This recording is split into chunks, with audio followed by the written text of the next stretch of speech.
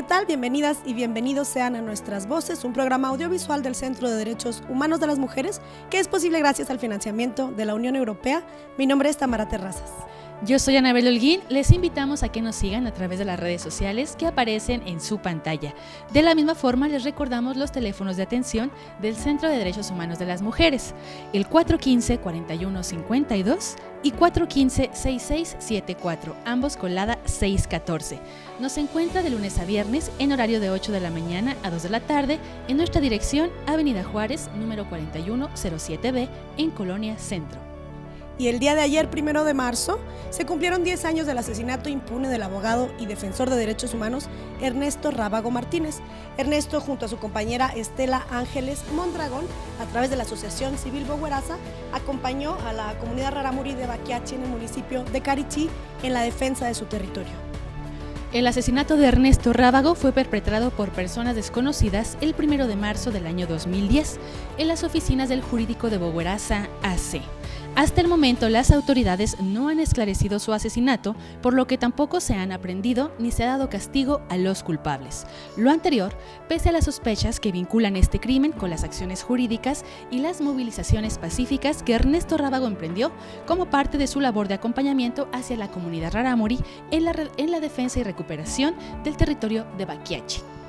Y para la exigencia de verdad, justicia, reparación y garantía de no repetición, hoy por la mañana familiares de Ernesto Rábago, integrantes de las comunidades indígenas de Baquiachi, Chineachi y Bacusiachi, la Asociación Civil Bogueraza y representantes de otras organizaciones de la sociedad civil marcharán desde la Iglesia Sagrado Corazón de Jesús hacia la Cruz de Clavos, ubicada frente a las puertas del Palacio de Gobierno del Estado de Chihuahua.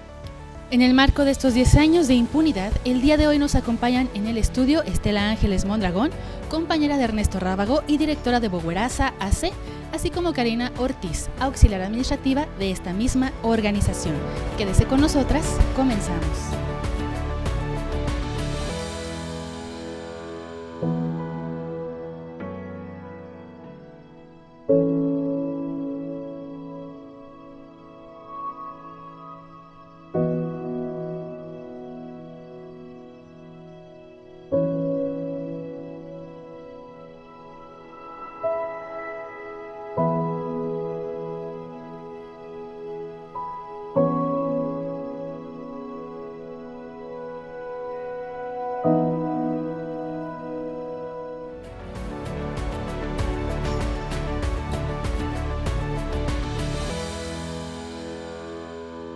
Gracias por seguir en sintonía de Nuestras Voces. Ya se encuentran conmigo en el estudio Estela Ángeles, compañera de Ernesto Rábago y directora de la organización Bogueraza AC. De la misma forma nos acompaña Karina Ortiz, auxiliar administrativa de esta misma organización. Muchachas, gracias por acompañarnos. ¿Cómo están? Ay, gracias por lo de muchachas. Claro. Gracias por invitarnos. No, al contrario, a ustedes por acceder nuevamente a venir a este programa. Pues bien, ¿qué les parece si comenzamos de lleno con lo que nos ocupa el día de hoy? Platíquenos, por favor, en qué año y bajo qué contexto comienza la lucha por la recuperación del territorio de Baquiachi. Mira, la lucha por el territorio de Baquiachi yo creo que empezó por ahí de 1900. Los indígenas de Baquiachi nunca estuvieron conformes con que se les quitara, con que su territorio estuviera invadido por los ganaderos. Y decían ellos que tenían más de 100 años peleando, pero ya legalmente o formalmente la lucha empieza en 1994, cuando con la creación de los tribunales agrarios, pues todos pensamos que era otra forma de ver las cosas, no tanta la corrupción que había como existía antes de la llegada de los tribunales, que era en los 3 niveles de gobierno. Baquiachi peleaba con autoridades federales, estatales y municipales por la lucha, por la recuperación de su territorio. O sea que formalmente se empieza con el juicio 79 del 95. 79 del 95. Sí, el juicio 79 de diagonal 1995 en el entonces Tribunal Unitario Agrario del Distrito 5. Bien, de acuerdo. En el marco de esta lucha por el territorio de Baquiachi, justamente aparecen ustedes como integrantes de la organización civil Bogueraza. Incluso así surge Bogueraza, por la defensa del territorio, como una cobertura para los que hacíamos defensa de territorio. Fue planeada por el entonces sacerdote redentorista Francisco Cuaya Tapia y gente de Guaguachérare, Rarámuri, de Guaguachérare y de Baquiachi. Así se fundó Bogueraza. De acuerdo, así es como se funda Bogueraza. Y entonces pasamos a la siguiente pregunta. En este marco, en este contexto de lucha por el territorio de Baquiachi, ¿quién fue el abogado y defensor de derechos humanos Ernesto Rábago Martínez? ¿Quién fue? Yo podría decirte que era un defensor, que éramos defensores sin saberlo. Ernesto nunca se creyó, como yo tampoco me asumía, como defensora de derechos humanos de los pueblos indígenas. Nosotros hacíamos lo que ellos querían, lo que ellos no podían hacer. En ese contexto, Ernesto pues era el asesor, diría un ex cura, Francisco Santa Cruz, que era el que siempre estaba ahí, el que a las 12 de la noche llamabas y ahí estaba en el despacho. A las 2 de la mañana hablabas, ahí estaba en el despacho. Siempre tenía la palabra que nos iba a recuperar a todos, que nos iba a hacer reponernos de todo lo que habíamos pasado durante el día o en la mañana, a las 8 de la mañana ya estaba ahí en el despacho. Diría Ernesto, era el que siempre estaba ahí para lo que quisieras. Entregado a la causa, siempre al pie del cañón. Siempre al pie del cañón. Quiero decirte que mucha de la problemática por su defensa, por la defensa de Ernesto cuando lo asesinaron, era que no era licenciado en Derecho, que no era abogado. Y yo les decía que en estricto sentido, Ernesto era un abogado. No era licenciado en Derecho, no. Él era licenciado en Ciencias Políticas y Administración Pública. Decía que él era un político de carrera y lo era. Eso era Ernesto, pero era el que siempre estaba ahí para lo que quisiéramos. Muy bien. Y bueno, Ernesto lamentablemente fue cobardemente asesinado el 1 de marzo del año 2010. ¿En qué circunstancias ocurre este crimen? ¿Cuál fue el contexto que rodea este asesinato? Nosotros siempre vimos, y así lo hicimos ver a las autoridades, que fue por la defensa del territorio de las comunidades indígenas de Guaguachérare y de Baquiachi.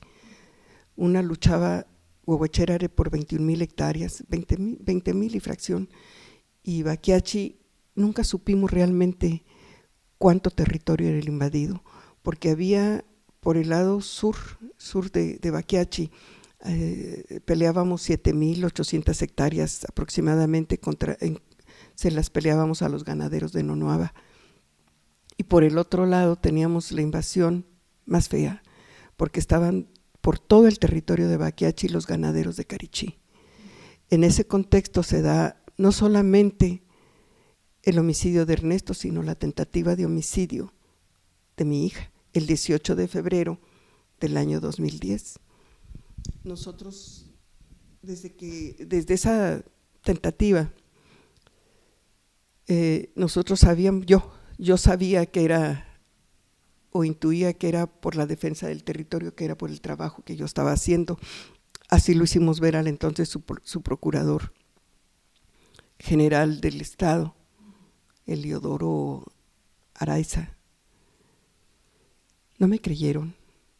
Ellos dijeron que sí, porque había sido una pistola, una 25,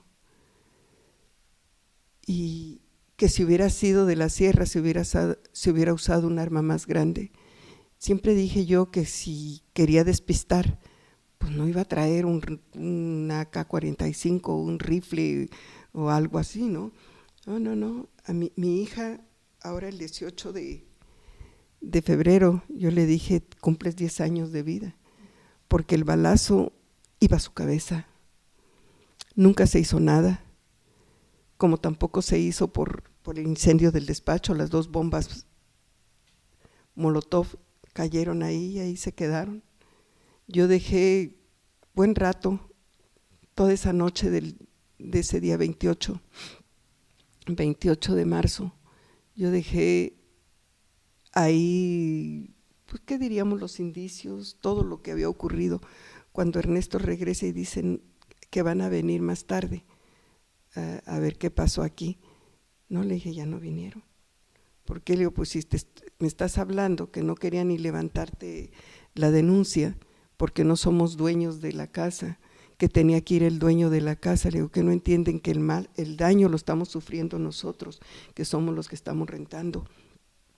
No quisieron, yo recogí todos los que de alguna forma hemos participado en las luchas que nos hemos dedicado toda la vida a ser defensores, sabemos a qué huele, ese olorcito nunca se te va a quitar, nunca se te va a ir. Y ahí quedaron los rastros pintados en el patio del despacho, donde cayeron las 2 bombas. Curiosamente ese día hicieron más daño los bomberos para abrir la casa, el despacho, que lo que hizo el incendio, porque son muros muy gruesos, muy gruesos, que no permitieron la entrada del fuego hacia adentro del inmueble. Pero en ese contexto se da el homicidio de Ernesto. A los 10 días de la tentativa de homicidio de mi hija, se da el homicidio de Ernesto. Y posteriormente el atentado con bombas en el despacho de las oficinas de… No, antes. ¿Fue antes también? Fue antes, fue primero una campaña de desprestigio hacia Ernesto, hacia mi persona y hacia el sacerdote y al entonces primer gobernador. Fue una campaña de desprestigio, o sea, fue escalando. Posterior al homicidio de Ernesto, los atentados siguieron y llamadas por teléfono, bajaron de tono, sí, pero no en cuanto a las agresiones. Pues una piedra de unas 30 toneladas, 50 toneladas que me arrojaron el 10 de abril de ese 2010 y querida sacar del camino, desbarrancarme. O sea, eso no cesó. Y no cesó por la impunidad que campea en el Estado.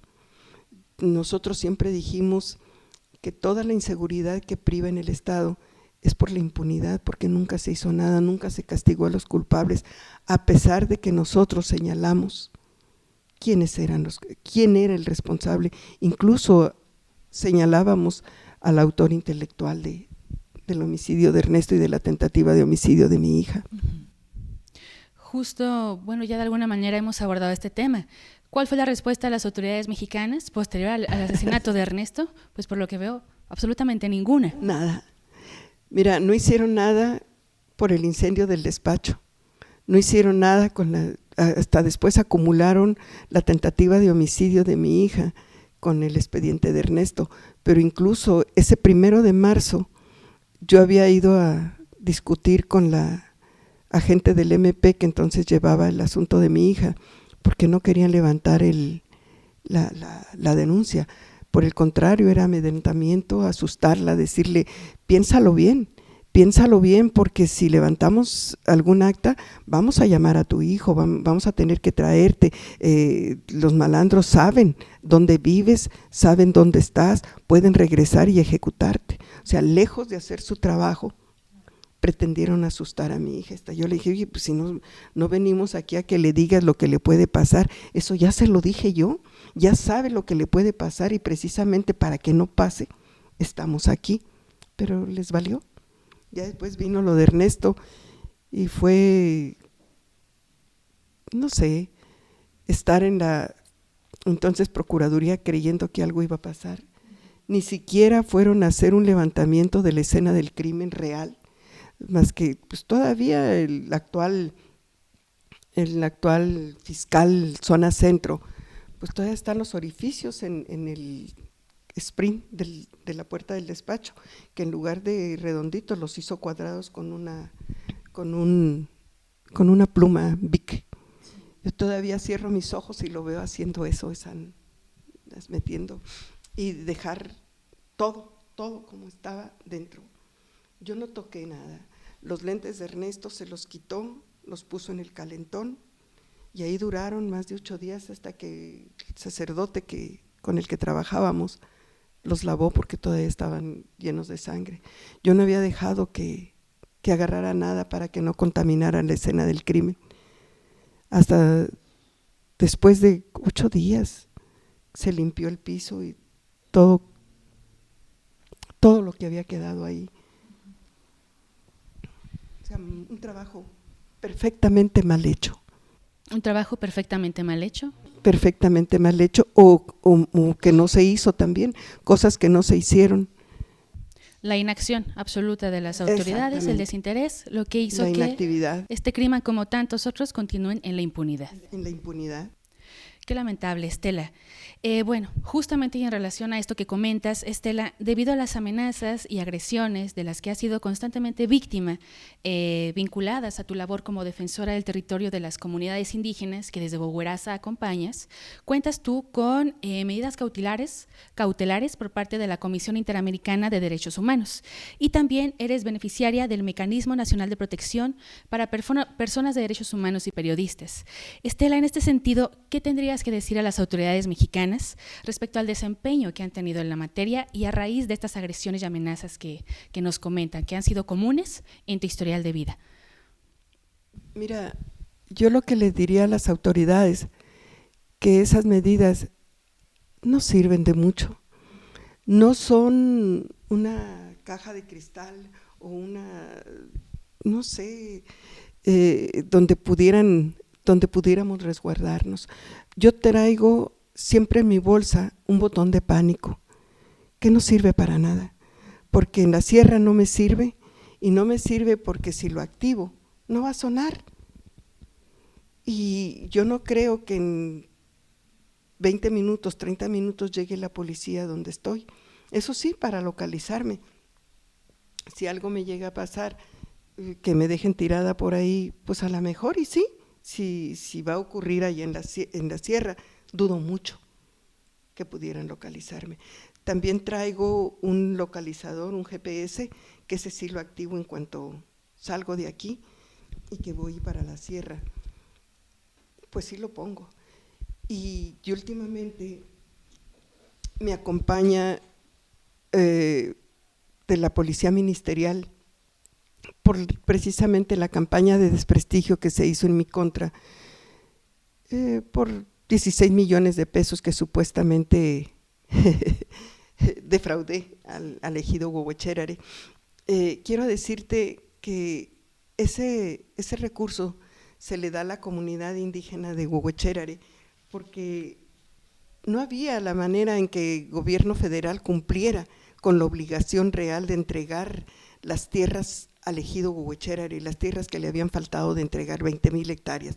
Esa fue una lucha podríamos decir que hasta de Estela Ángeles Mondragón Sola, porque en esa lucha ni el licenciado Ernesto Rábago creía.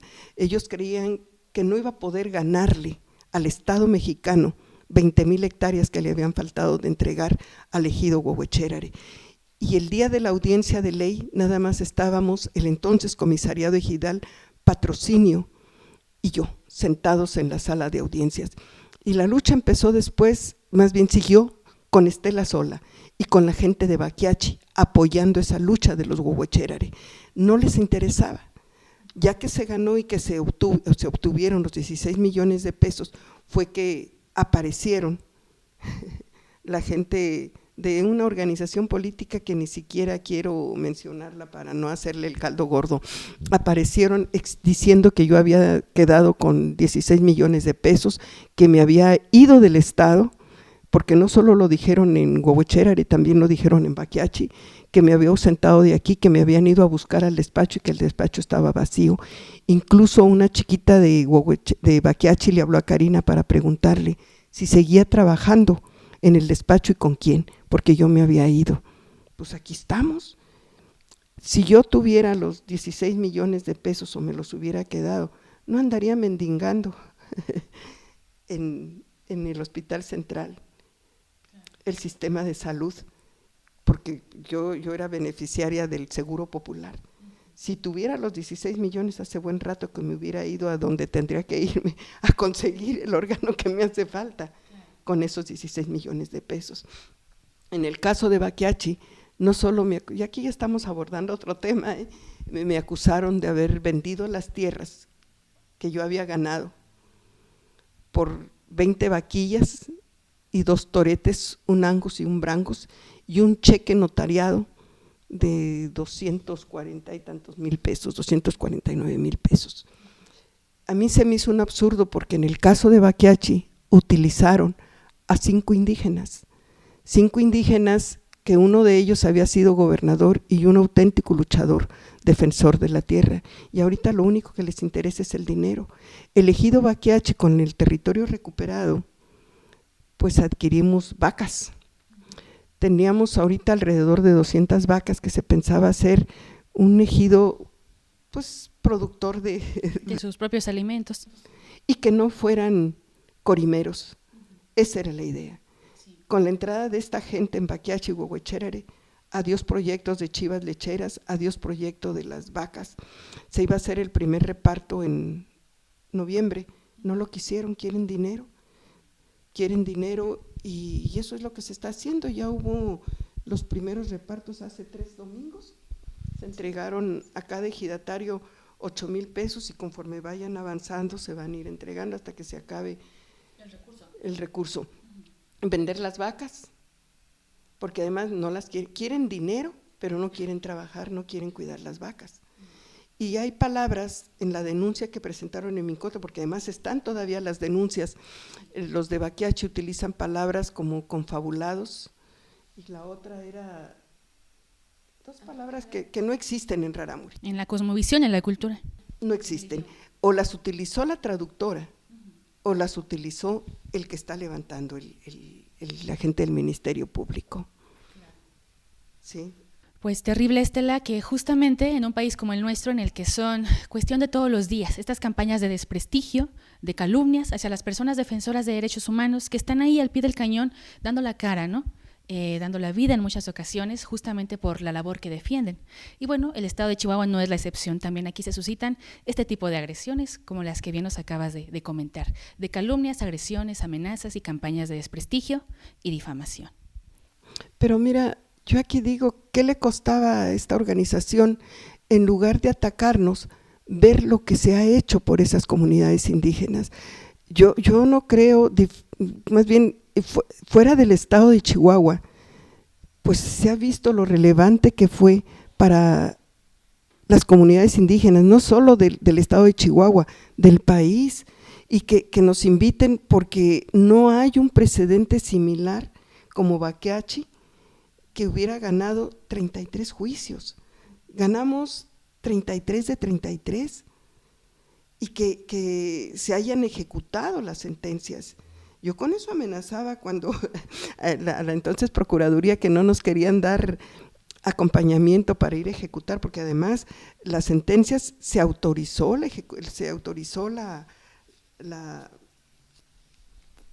ejecución con la fuerza pública, y que aquí no se haya visto lo trascendente que fue para las comunidades indígenas, no solo ganar esas sentencias, esos juicios donde éramos demandados nosotros, y que se revirtiera y que nos entregaran las tierras, que se entregaran esas tierras a los Baquiachi, que 32 juicios se hubieran ganado sin mayor, bueno, con muchos años de lucha, pero que no se vea eso, que vea nada más el dinero, que quieran que la gente siga sumida en la miseria.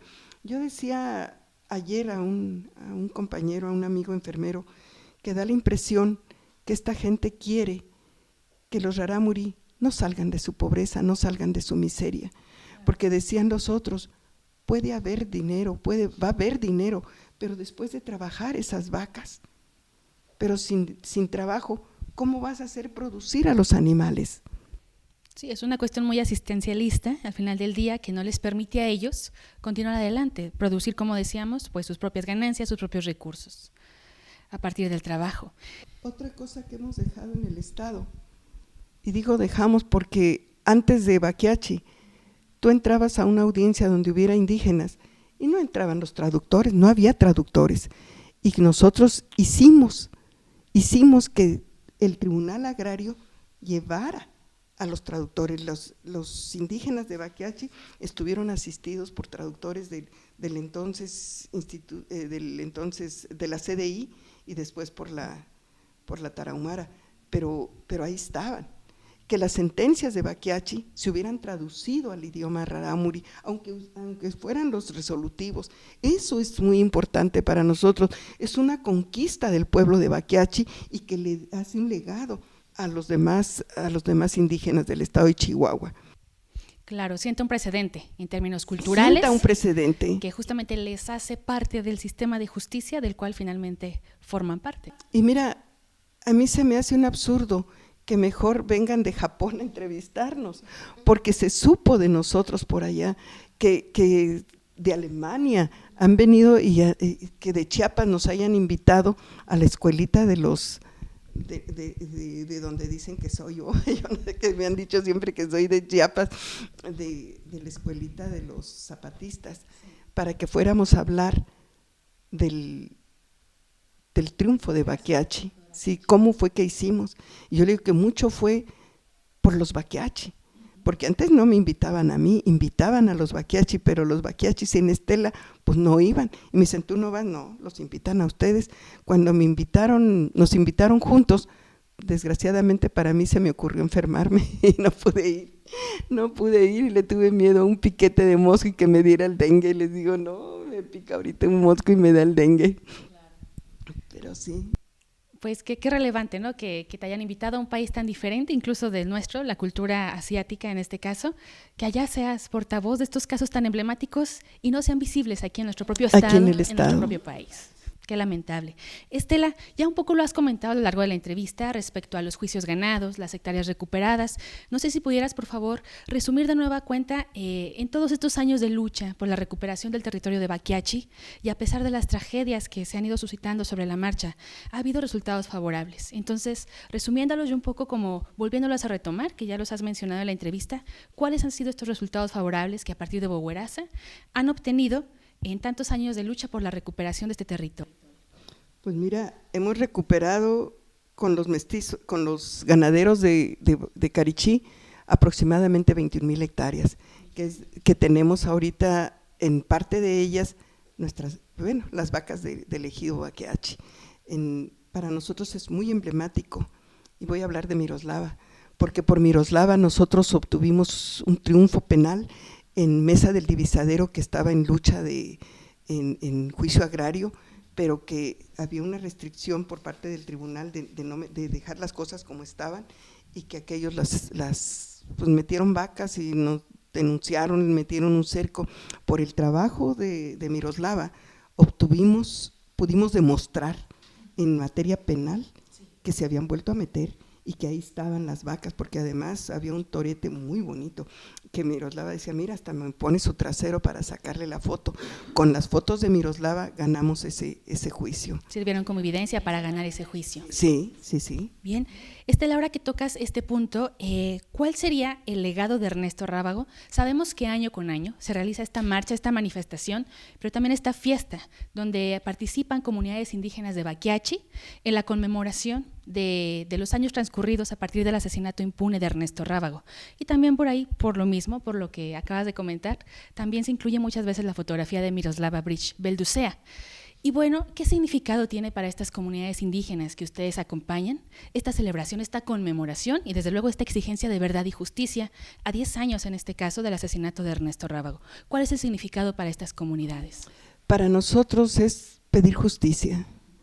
Queremos justicia, verdad, y nosotros decimos, y castigo para los responsables. Si tú hubieras visto durante los juicios agrarios al que nosotros responsabilizábamos de autor intelectual del homicidio de Ernesto, cómo se escondía, cómo llegó disfrazado. Si lo hubieran citado a declarar, otra cosa hubiera sido en materia penal. Para nosotros es venir y hacernos presente y saber, que sepa el gobierno que aquí estamos, que a 10 años del homicidio de Ernesto seguimos exigiendo justicia. No solo venía Baquiachi, Huehuechera, Arechiniachi, y hubo un tiempo que venían también de acá de Huacariachi. nada más que los recursos son pocos, son escasos. Y quiero decirte que en la mayoría de los casos se mueven ellos.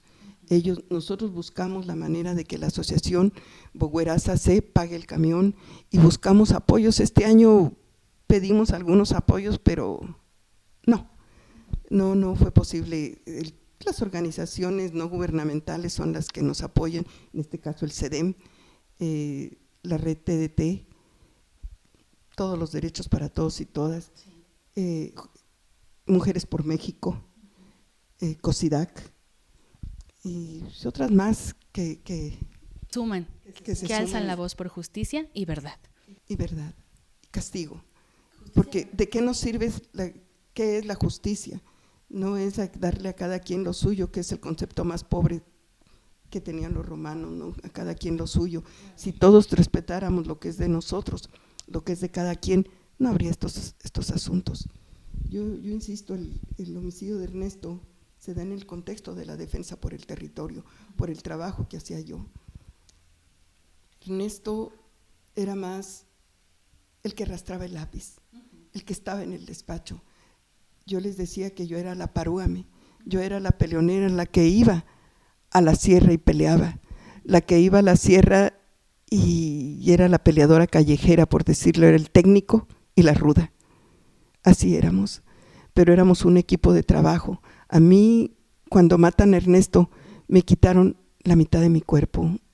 Bogueraza, éramos 5 gatos, 3 curas, Ernesto y yo. Pero en el trabajo de arrastrar el lápiz, pues a mí me tocó después hacer el trabajo de campo y el de arrastrar el lápiz. Éramos un equipo. Eran un equipo y desde luego con su pérdida pues se descompensa bastante este equipo. A mí me quitaron la vida, dije yo, el alma. Yo creo en el alma y decía un cura que no había alma. Le digo, pues yo la tengo rota. Sin embargo, quiero decirte que yo conocí después del 2010 a Manuel, al entonces presidente de la Asociación Nacional de Abogados Democráticos, a Manuel Fuentes, que les digo que me ayudó a recoger mi alma y a pegarla. Cada cachito lo fui pegando, porque aquí se discutía si Ernesto era o no abogado. Él sin cuestionar si Ernesto era o no abogado. Éramos abogados los dos, dijo. Y nos ayudaron y empezó a moverse, incluso a la primera marcha que se hizo para protestar, vino él y dijo, si tú no hubieras salido a protestar, yo te hubiera sacado y te hubiera llevado a que protestáramos los dos solos frente a Palacio de Gobierno. Como quiera, nos sirvió de mucho que protestáramos, pero yo creo que por lo menos cada año, cada 1 de marzo, somos una piedra en el zapato, somos el cuchillito de palo contra el gobierno, que la fiscalía sepa que no importa los procesos que hagan contra Estela. Traigo 2 procesos penales pendientes por la difamación que hicieron sobre los 16 millones y lo de Baquiachi. Vamos a seguir peleando hasta conseguir justicia o hasta que Dios, el Honorúame, me deje vivir. Este año lo vamos a hacer el día 2 de marzo. El día 2 de marzo se va a hacer de nuevo la marcha, una misa, iba a decir en la Sagrada Familia, ¿no? En el Sagrado Corazón, en el Sagrado Corazón, oficiada por el sacerdote jesuita Javier Ávila, mejor conocido por el Pato, por nosotros. Previo a eso va a haber una danza de matachines y pintos afuera de la iglesia, y de ahí vamos a venir caminando a hacer una parada en la fiscalía y hasta la Cruz de Clavos. Ahí enfrente vamos a hacer otra parada y después ahí comen para los Raramo, y es la fiesta de Ernesto. Es la fiesta que no van a dejar de hacer. Pues quién sabe, el año pasado yo creí que ya no se hacía y de repente se organizó muy rápido. Y fue posible. Bien. Estela, ¿algo más que te gustaría añadir respecto al legado de Ernesto Rábago o cualquier otra situación de los temas que hemos estado tocando? ¿Algo más en lo que te gustaría ahondar? o compartir con el público que nos observa? Te iba a decir que yo no soy ratera, No. pero no. Yo creo que eso es hacerle el caldo gordo a la gente difamadora. Como quiera, quienes nos conocen saben que no somos ningunos defraudadores, ni nos hemos aprovechado de la gente, como dicen los que presentaron la denuncia, que Estela se queda con los programas de gobierno de federal, estatal y municipal que le llegaba a los Baquiachi.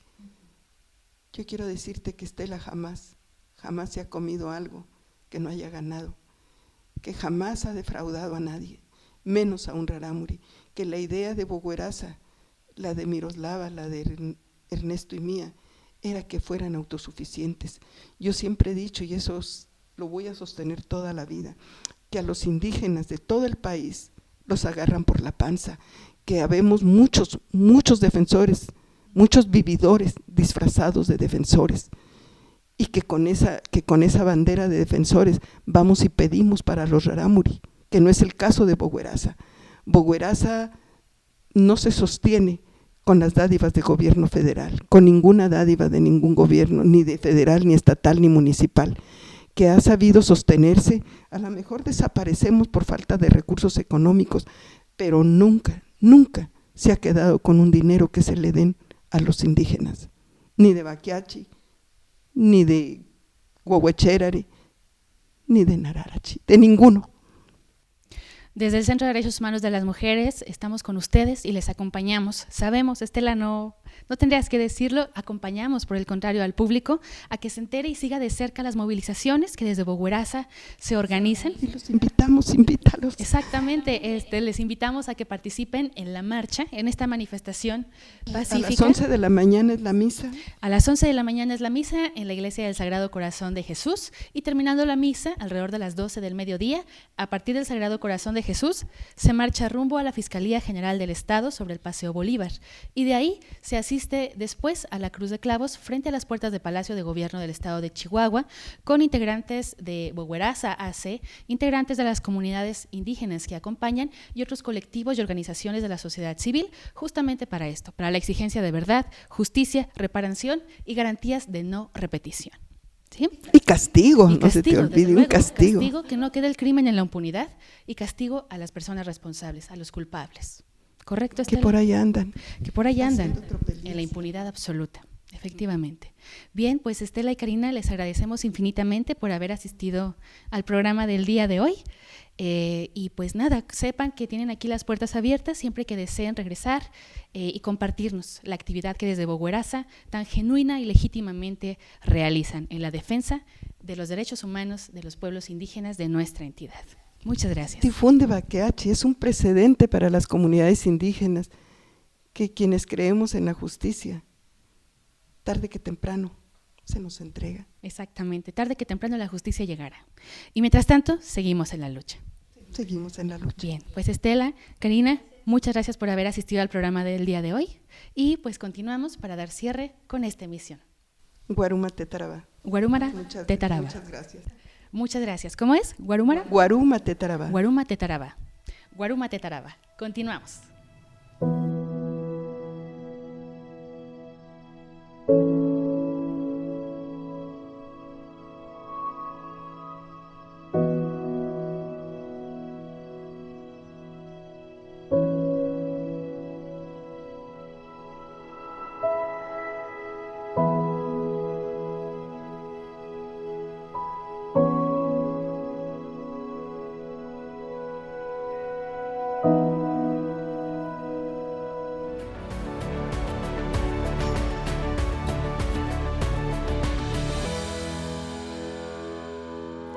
Hasta aquí la emisión de Nuestras Voces del día de hoy, en el marco de los 10 años del asesinato impune del defensor de derechos humanos Ernesto Rábago Martínez. Estuvieron con nosotras en el estudio Estela Ángeles Mondragón, compañera de Ernesto Rábago y directora de Bogueraza AC, así como Karina Ortiz, auxiliar administrativa de esta misma organización. Acompáñenos en nuestro próximo programa el día martes 10 de marzo en punto de las 12 del mediodía. Siga nuestra transmisión en vivo a través de nuestra página de Facebook del CEDEM. Tendremos información relevante en materia de derechos humanos y hablaremos sobre los retos y desafíos que obstaculizan la igualdad de género en nuestra entidad con motivo del día 8 de marzo, Día Internacional de la Mujer. No olvides seguirnos a través de nuestras redes sociales, las cuales aparecen en su pantalla. Visítenos también en nuestro horario de oficina de lunes a viernes de 8 de la mañana a 2 de la tarde en Avenida Juárez número 4107B en Colonia Centro, o bien comuníquese a los teléfonos 614-415-4152 y 614-415-6674. Nuestras voces es posible gracias al financiamiento de la Unión Europea. Agradecemos también al equipo de producción y realización, Estudio Vainilla. Mi nombre es Tamara Terrazas. Yo soy Anabel Holguín, gracias por acompañarnos. Nos vemos y escuchamos en nuestra próxima emisión. Hasta pronto.